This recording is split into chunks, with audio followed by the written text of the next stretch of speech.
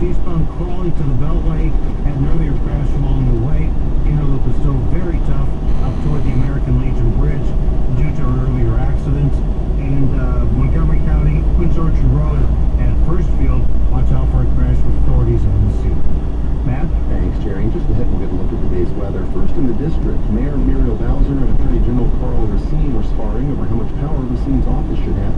As Martin Ostermill tells us, what Bowser sees as too much power for the Attorney General, Racine sees as a vital check and balance on the executive.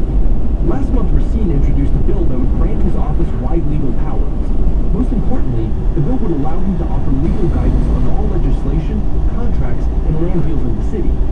Speaking at a D.C. Council hearing, Racine said that D.C. residents had voted for an independent attorney general when they opted to make it an elected position in 2010. He says the powers would allow him to serve an important function.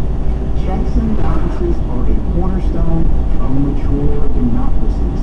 Checks and balances protect the public from excesses of one branch over another. But what he sees as checks and balances, Bowser sees as an overreach. Beverly Perry, a senior advisor to the mayor, says Racine's proposal would give his office too much power and would allow him to interfere in the city's governance. Giving the Attorney General the exclusive authority to provide that legal advice overreaches and would amount to a mandate to seek the Attorney General's pre-approval before the mayor or the council could do their jobs. Perry says Racine is mistakenly assuming that his office is a co-equal branch of government. Bowser is instead proposing that a team of lawyers in her office get to weigh in on important legal matters. She also wants to be given the choice as to whether to include the Attorney General in those reviews. Racine was first elected in November, but said recently on WAMU 88.5 that he would not have run for the position until the Bowser wanted to limit his powers. I'm Martin Austin.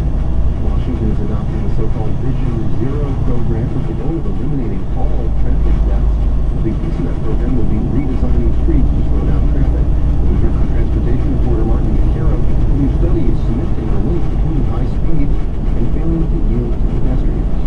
If you're going 20 miles an hour, you're 4 times more likely to yield to pedestrians and crosswalks than if you're going 40 miles an hour.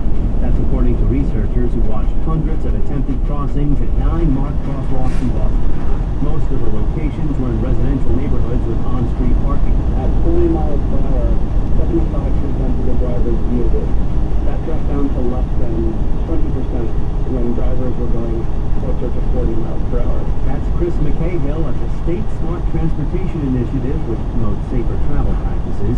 As D.C. works to eliminate traffic deaths, engineers will be looking for ways to change the most dangerous roads beyond simply putting up speed cams or reducing speed limits.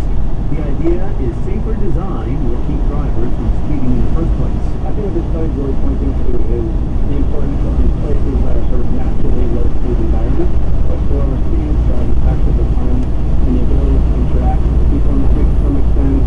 They can stop more quickly, they can make eye contact in more cases. People's behavior is, I think, dictated a lot more by basic rules of etiquette and courtesy. Across the Washington region, more than 800 pedestrians killed from 2003 to 2012, according to a report released last year by a group that advocates for safe